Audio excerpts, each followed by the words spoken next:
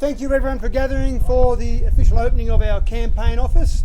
I'd like to start first of all by asking Aunty Margaret to do a welcome to country. It's great to be here to offer a welcome to country to you all today and to help Matthew on his way as he does his campaign trail around our country. And while he's on our country, we welcome him here to start his campaign trail too. We know he's got a long way to go and a few miles to travel yet, and we're just here to offer him a welcome and all of you to welcome to country.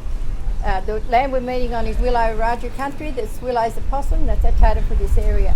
And I'd like to start by acknowledging and paying my respects to elders past, present and future. And they hold our memories, our culture and our history. And also acknowledge and pay my respects to the descendants of the 8 clan groups within Dubbo.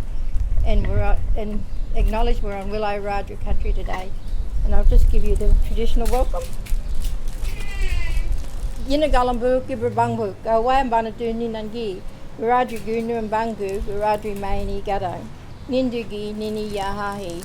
And it says, welcome ladies and gentlemen to Wiradjuri country, and we're glad that you've come here. And to Matthew, happy trails across our country, Wiradjuri country and other countries you may travel on. So welcome everyone, thank you.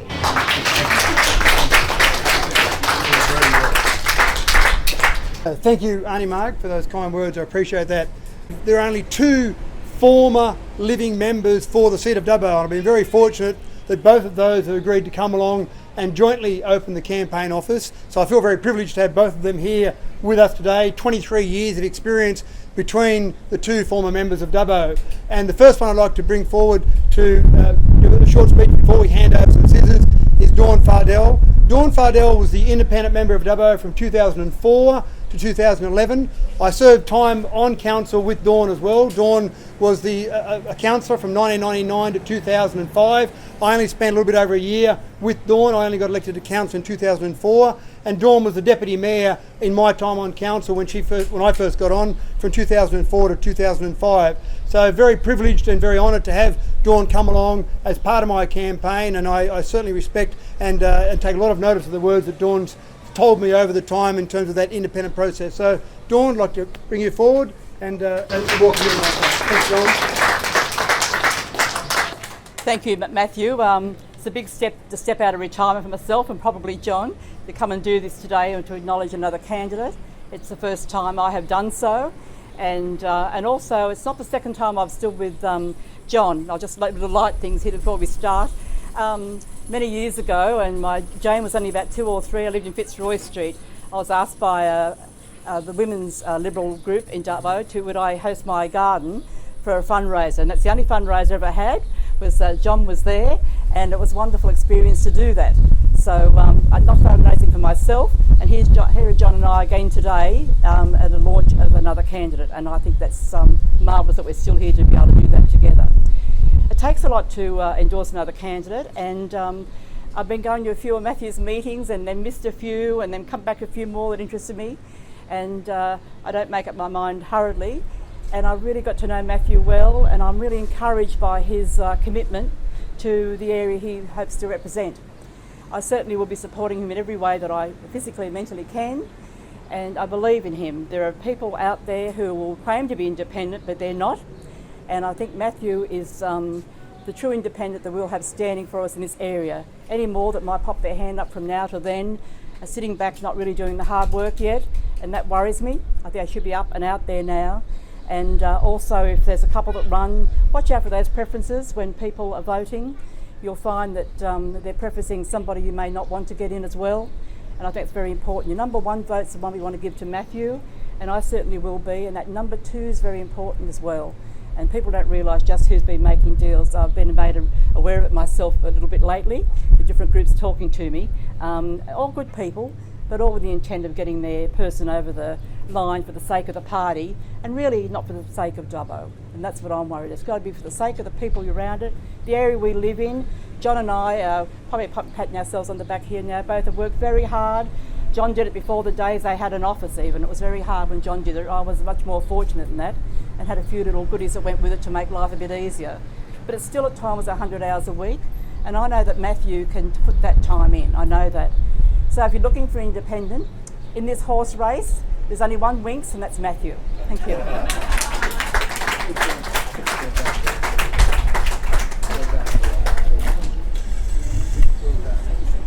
Thank you, Dawn. Very nice. Now the next speaker we've got is John Mason. Now John was the member for Dubbo before I was even born. John was the member from 1965 through to 1981. He was a member of the Liberal Party through that time. He served under 2 ministry portfolios when the Liberal Party or the Coalition was in government, and then when Coalition was in opposition, he served as the opposition leader from 1978 to 1981. So a very distinguished career in terms of representing Dubbo. And again, I've had a number of talks to John and very privileged to have those talks and to listen to the advice that someone with that much experience has been able to offer. And I was very excited when John said he'd be more than happy to come along, cut the ribbon and say a few words at the launch of this office. So John, over to you. Thank you. You'll forgive me, because of age, I guess I might have to look at my notes. Let me be quite clear, first of all, that I believe that Troy Grant has been an outstanding member. I have great confidence in Troy. If Troy had been running, I would have been supporting Troy, but he isn't running, and fortunately we have a good alternative. I believe that there are many reasons that if we knew why Troy is not standing and not running, because of the workings of his party and because of the chaotic situation of Parliament at the moment, as I'm sure you're all aware of, I'm just so grateful that somebody else has stood up with the sort of character and ability and commitment such as Mathew. But I wanted to be for you to be quite clear about that. I'm sure that unfortunately, too many elections don't result in the best candidate being elected. That's sadly what happens. We have some very, very poor candidates who become members of Parliament. I've had to live with some of them, I can tell you. Let me say that I believe that the Labor Party, in just its most recent loss of its member, has probably set itself back about 20 years in the sort of people who are now in leadership and guiding it. It's going back to the old days of lazy old members who just depended upon the trade unions to keep them alive, and I fear that's where they're going. So we have no real prospect of good leadership and good representation there.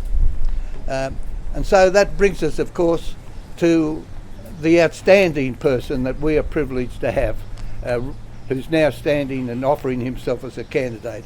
He's somebody who's proved himself already. Sadly, I do believe that the other candidates appear to me, at least, to be more prompted by the desire for a greater improvement in their own incomes, a prestigious position. But you see, Mathew has proved all those things to us. He's been the mayor. He's proved how his administration abilities. He's had an outstanding business career in our community. His family goes back in their roots, I believe, through his wife, Katrina, in Mudgee, probably for 3 or 4 or 5 generations. And Mathew's goes back here in Dubbo for the same sort of history. So this is a real person that we know understands our needs, understands the whole situation in which we live here in this central western area.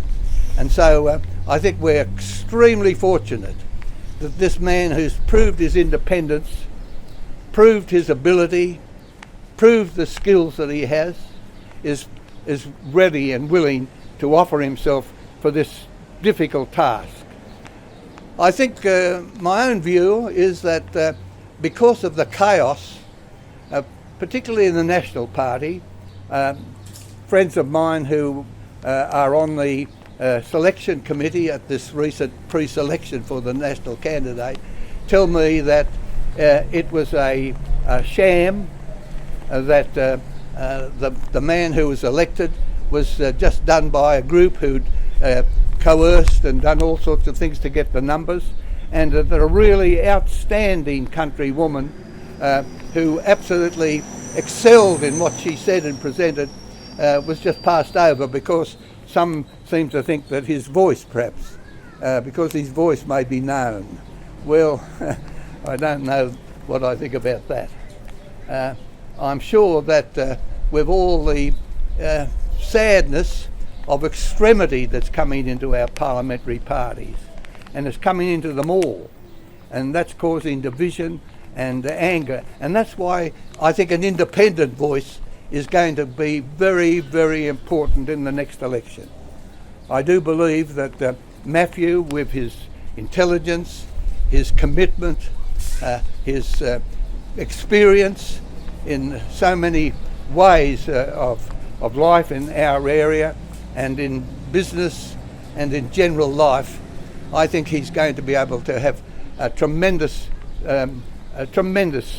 time representing us and standing in Parliament with strength and courage to see that this electorate and that the people of New South Wales, wherever they are, have their needs met, and I'm sure he's going to stand up for that as well as for us. I've been tremendously impressed too that during this time he's committed himself already to so much, visiting all the places in the electorate, Mudgee, Narromine, Wellington, everywhere. All the villages, all the towns, he's been visiting people everywhere. And that, I think, ought to show the people of this electorate what sort of man this is. So can I just conclude by saying that we all need to get behind, with all the ability, the strength, the time that we have to support this man. Let's gather around him, gather all our friends, talk him up, talk to your relatives and your friends. We want our next member to be Mathew Dickerson.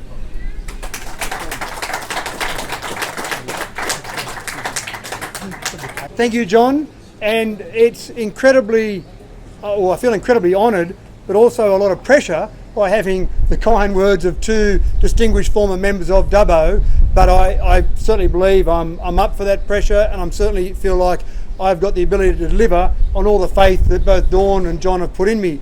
And when I look around the people that I've got here, the people that are gathered, I certainly have some people that I've been working with to try and make sure I help. And I see people like former Mayor Alan Smith here. I've been taking some advice from Alan. It's great to see him here. I've got former councillors, Kim Williams and Paul Loxley, standing around as well. Again, people that I know and respect. I've got people that have come from Wellington, Richard Ivey, a good, well-known business person in Wellington, standing here. And these are the sort of people that have helped me, that have been giving me advice, that have been making sure I keep my feet on the ground and making sure I'm getting across all the issues that are important. So there's lots of people that are helping me already, lots of people that have gathered, and you can only just see the purple shirts gathered around here, and I can't name all the people with purple shirts, gathered around here, but it's only just an indication of the people that are there prepared to support me and believe in me. And again, that puts a lot of pressure on me, but I believe that this area needs representation, needs a type of representation that I want to deliver, and that's an independent voice for this area.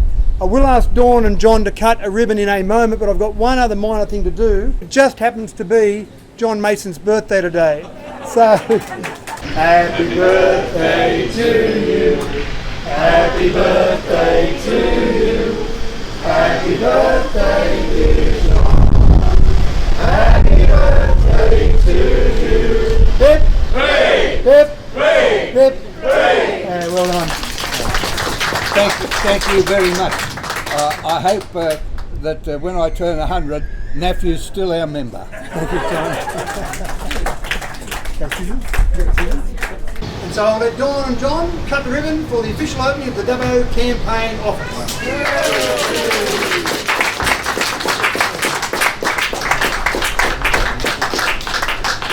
Thank you again for gathering, everyone. We have got some chocolate cake inside, and come in and look at the very plush offerings that I've got here in the Dubbo campaign office. I don't intend to be in this office all the time. I remember when I first became the mayor and Mark Riley was the general manager at the time. I said to Mark when I went into the mayor's office, I sat there and thought about the history of people like Alan Smith there, people like Tony McGrain sitting there in that mayor's office, and I actually said to Mark, if you ever see me sitting in the office for too long, kick me out, because there's no value in a mayor sitting in an office all day. The man should be out amongst the people of Dubbo, talking to the people of Dubbo and representing them. And the same will go here. If ever you walk past and see me sitting in here looking like I'm taking it easy, kicking back with my feet up, then kick me out and tell me to get out there amongst the street and talk to the people of Dubbo. There's 17,352.89 square kilometres, give or take, plus or minus there, across this electorate. My job is to travel around that electorate. But I will be here on a regular basis, but I also have volunteers manning this office here. So thank you again for coming along, and please come inside.